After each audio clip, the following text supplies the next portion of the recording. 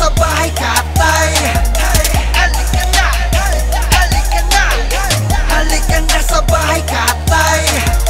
Halika na, halika na, halika na sa bahay katay. Halika na, halika na, halika na sa bahay katay.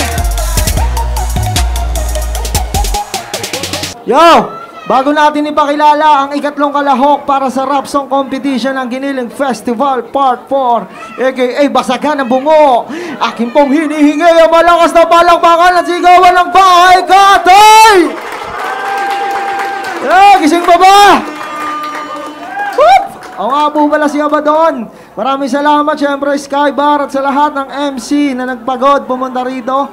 Sa lahat ng bumili ng ticket, sulitin nyo ang ating gabi. Sa lahat ng Bahay Katay crew at sa mga sponsor natin, Tag Burgers, Unique Clothing, Sniso Clothing, Rap and Ralph Hip Hop Clothing, Hugitila Clothing, Stay Chill Clothing, Soridum Breezy Clothing. Yung sa aking kaliwa, may MC, magpakilala ka kapatid. Nga pala si Kataganista, Crazy Family. Salamat sa sponsor ko, yung Insane Clothing kay parang Lester. Saka sa bago kong sponsor, Unique Clothing. Ay po. Saka Stay Chill Clothing. Mabigat. Sa binabati ko nga pala, salamat sa nagawa ng beat ko, BHN Rhythm and Beats. Ayos, saka saka Kalye 13 kay parang Aramis. Saka sa tropa kong baliw, si Natsu, Eastside Locos.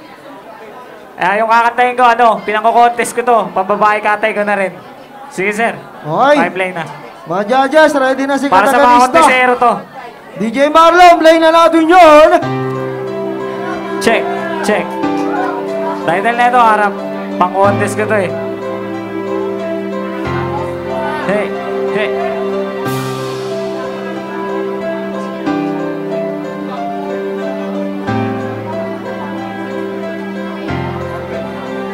Ang rap ay pangarap na lagi kong dala.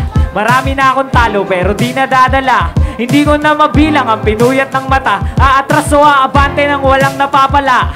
Para tong sugal na tsambahan lang ang tama. Nakakagutom din, masaklap walang panchicha. Bihira ang manalo at minsan kapos ang premyo. Mahirap talagang maging rapper na kontisero. Mga pintasero sa harap ko ay dagsaan. Malamig na pawis at kaba dapat pigilan. Pag di ka kilala di mo marinig hiyawan. Ngunit salamat sa Panginoon, tuloy lang ang laban. Ang akala mo siguro madali ang mga ginagawa ko. Ang mag-rap sa harap mo, pansin mo ay di isang biro. Ang rap ay pangarap. Ang rap ay pangarap. Ang rap ay pangarap. Pansin mo ay di isang matagal-tagal na rin nung ako'y nag-umpisa. Matagal-tagal na rin na ako ay umaasa. Halos dumami na mga kanta kong naisulat. Bagamat di pinapansin, di ganong kumakalat. Kaya nagtsatsaga sa mga patimpalak. Kahit na malayo basta pipilitin ko tumapak. Halo-halong emosyon, malungkot at masaya. Sa tuwing ako ay uuwian ng nadarama. Malamang sa sigurado talo nga ako sa pera. Pero wag isa dami ng kilala at mga tropa. Kung papalarin na makatisod ako ng swerte, gagawa ako ng album na ang presyo lang ay 20. Ang akala mo siguro madali ang mga ginagawa ko. Ang mag-rap sa harap mo, pansin mo ay di isang biro. Ang rap ay pangarap. Ang rap ay pangarap. Ang rap ay pangarap.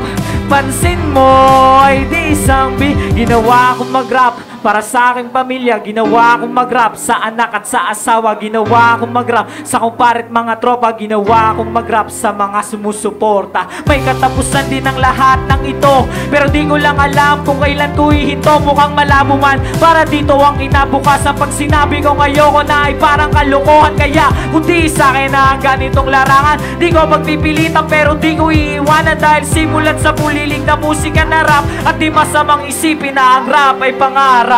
Ang akala mo siguro madali ang mga ginagawa ko.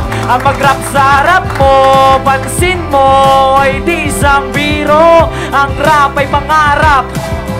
Ang rap ay pangarap. Ang rap ay pangarap.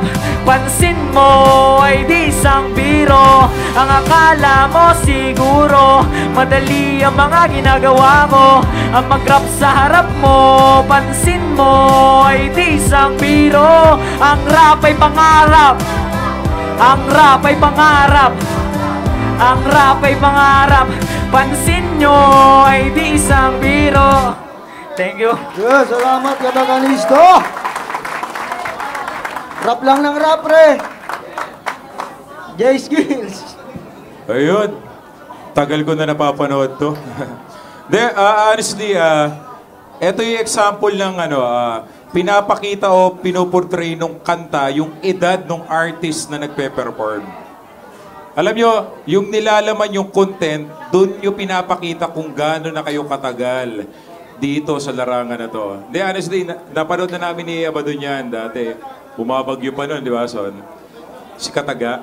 I love you, Kataga. Ayun, narinig ka eh. Matagal na yan. Kaya yung content ng kanta niya, doon na siya sa stage na tapos na siya ro sa patigasan. Para si Glock 9, lahat ng rookie kasi nagsisimula sa paladakdak. Basketball player, we will start as a rookie, paladakdak. Even a rap artist, nagsisimula rin, paladakdak. Pero sooner or later, nababawasan yung intensity, yung speed. Kasi 2 points din pala yun eh. So nagpo-focus sila doon sa itatagal, yung maintenance. So si Kataga, doon sa maintenance, nandun na siya sa starting midpoint. Pero siguro sa performance na lang ako tumitingin. Kumbaga, nagulantang na ako sa kanya dati. After 5 to 6 years, after tingnan ko kung magugulantang pa rin ako. Pero overall, mahusay. Maganda yung laman, maganda yung message. Pero ulitin ko, pinapakilala yung edad mo sa pagrarap base sa laman ng kanta mo. Tandaan nyo yan. Yun lang. Pero Kataganista, dati Kataga lang Sa muna ako inista. Hindi sa pangkista. Katagamiswa, dapat yun. Pero palakpakan natin, Kataganista. Tagal ko na nakikita yan, napakinggan yan.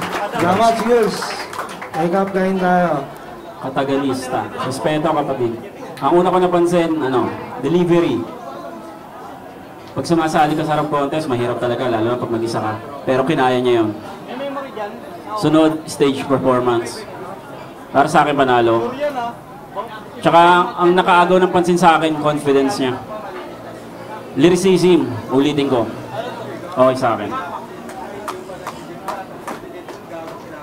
Ayun, unang-una, napansin ko yung tibay nung nung baga niya. Mahirap gawin yun kakanta ka tapos magrarap ka. Tapos, nakita ko yung kanta niya, ito yung pinakamahalaga sa akin. Simple lang yung kanta niya, pero kitang-kita ko kung paano niya naapektuhan yung audience. Kaya, believe ako, sa bandang uli, content pa rin talaga ang mangingibabaw. Kaya okay sa akin si Kataganista.